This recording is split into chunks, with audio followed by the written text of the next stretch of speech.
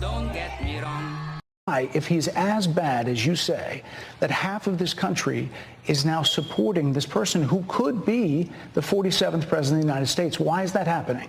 This is an election for president of the United States. It's not supposed to be easy. I know, but it's not supposed to be. It is not supposed to be a cakewalk for anyone. So are they misguided, the 50%? Listen, are they stupid? What is it? I would never say that about the American people. And in fact, if you listen to Donald Trump, if you watch any of his rallies, he's the one who tends to demean and belittle and diminish the American people. He's the one who talks about an enemy within, an enemy within, talking about the American people, suggesting he would turn the American military on the American people. No, you're not calling them stupid. You're just telling them they're supporting a dictator. That's like my wife says, I'm not stupid. I didn't call you stupid. I just say you act like your mom. You tripping, bro. But you have to let me finish, You please. had the White House and the House and the Senate, and they didn't bring up that bill. I'm in the middle of responding to the point you're raising, okay. And I'd like to finish. Yes, ma'am.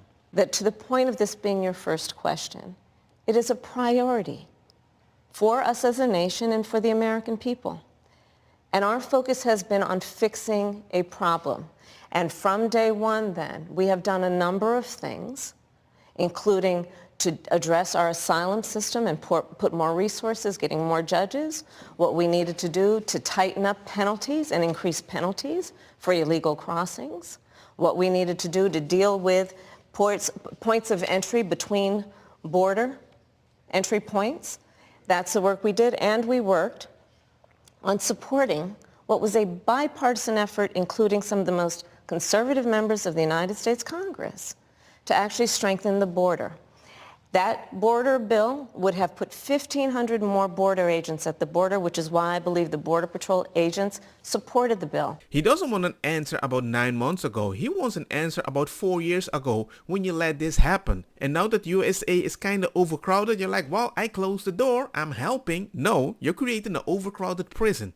Allowed us to stem the flow of fentanyl coming into the United States, which is a scourge affecting people of every background, every geographic location in our country, killing people. It would have allowed us to put more resources into prosecuting transnational criminal organizations, which I have done as the Attorney General, former Attorney General of a border state. Madam Vice President, a couple of things. Prosecuted trafficking of drugs, guns, and human beings. And Donald Trump, but let me just finish. 6 Democrats voted against that bill. Learned about that bill and told them to kill it because he preferred to run on a problem instead of fixing a problem. And in this election, this is rightly a discussion that the American people want to have. And what they want are solutions, and they want a president of the United States who's not playing political games with the issue, I hear you. But actually is focused on fixing it. 6 Democrats voted against that bill. It would have allowed 1.8 million illegal immigrants into the country a year. A lot of conservatives had a problem with it. I'm just happy, just like everybody that's watching the video or heard about this or saw it live, to be like, hey, call her out. These are the 6 Democrats. But more importantly, back to the original premise, Jocelyn Nungari, Rachel Morin, Laken Riley, they are young women who were brutally assaulted and killed by some of the men who were released at the beginning. Former President Clinton actually referred to Laken Riley Sunday, campaigning for you in Georgia, saying if those men had been properly vetted, Laken Riley probably would not have been killed. So if it wouldn't have happened, this is well before any negotiation. This is well before Donald Trump got involved in the politics. This is a specific policy decision by your administration to release these men into the country. So what I'm saying to you, do you owe those families an apology? Let me just say, first of all, those are tragic cases. There's no question about that. But was it your responsibility as our borders are? Oh no, those things happen. We can stop all of them. Yes, that might be true. But you're not really trying to prevent it at the level that you're letting people come into the country because you don't vet them. Even Bill Clinton, I covered the video. Even Bill Clinton said the same thing. You need to vet them. You had a case in Georgia not very long ago, didn't you? They made an ad about it, about a young woman who'd been killed by an immigrant. Yeah, well, if they'd all been properly vetted, that probably wouldn't have happened. There's no question about that. And I can't imagine the pain that the families of those victims have experienced for a loss that should not have occurred. So that is true.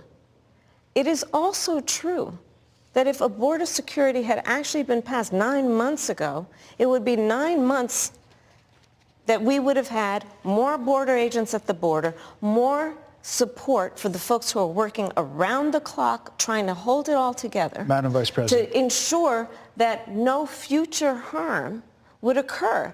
And this election in 20 days will determine whether we have a president of the United States who actually cares more about fixing a problem, even if it is not to their political advantage in an election, because there was a solution, Brett. So most people care, what are you going to fix that lasted 39 months in that country that might have caused unique issue, and now you need to reverse that 39. Don't come tell me, hey, I blocked it 9 months ago, it's going to get fixed by itself.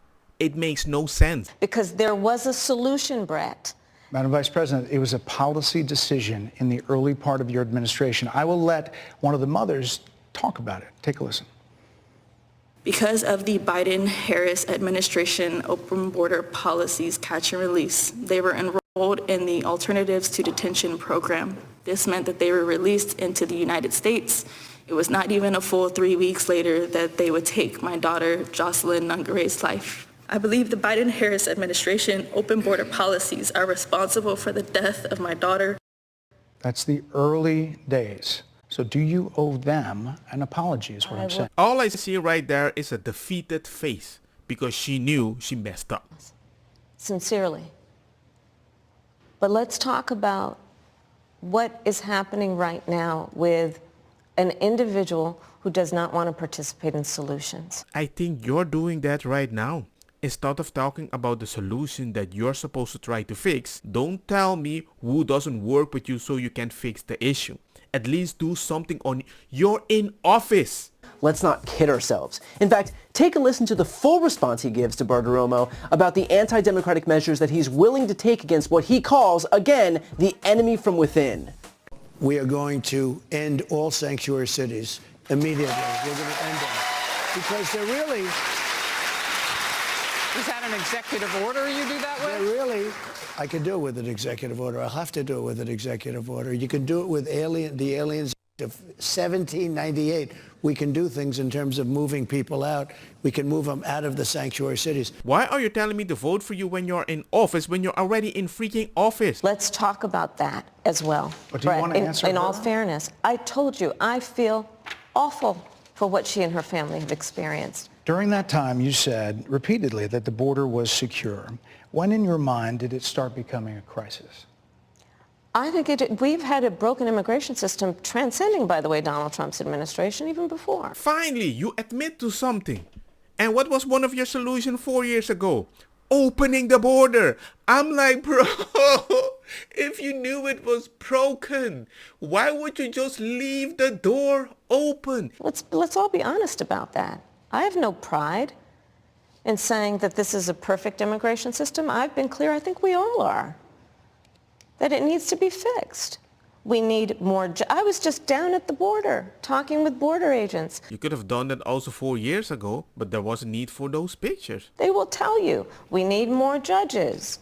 We need to process those cases faster. We need the support for those cases that should be prosecuted. They need more resources, and Congress ultimately is the only place that's going to get fixed, Brett. Well, that's how this system works. That's the premise of this question. But There were that's how the 90 system plus works. executive orders that were rescinded in the first days. Many of those were Trump border policies. If I understand correctly, those executive orders, they don't need Congress to approve it. So don't blame Congress when you can just do whatever you want sometimes. Border Patrol Union for support of that bipartisan bill, and they did. They supported it. But they also just endorsed Donald Trump and said, you've been, quote, a failure with border security. Why do you think they said that?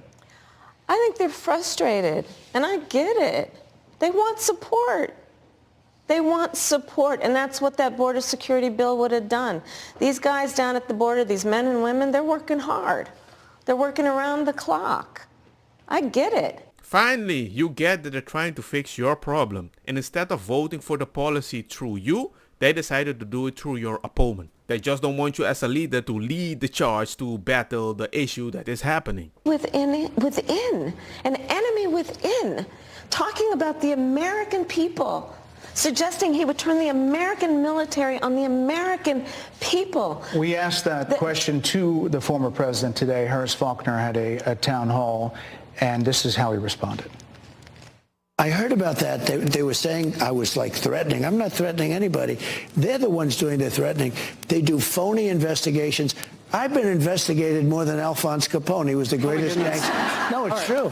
No, but think of it. It's called weaponization of government. It's a terrible thing.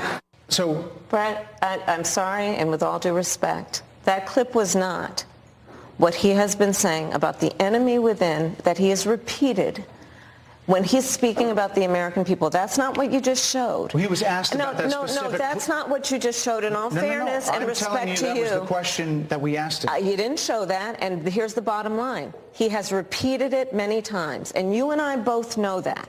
And you and I both know that he has talked about turning the American military on the American people. He has talked about going after people who are engaged in peaceful protest. He has talked about locking people up because they disagree with him. This is a democracy.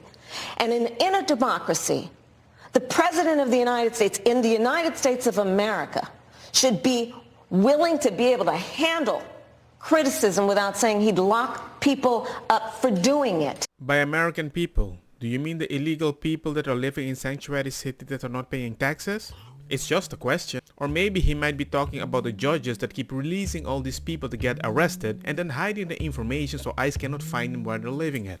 Don't get me wrong, makosa kita bong. Put the fire na mi blonde kush, ash, purple, skunk, criollo, colombici, jam, jam, durlo, que ta verdeta, welcome.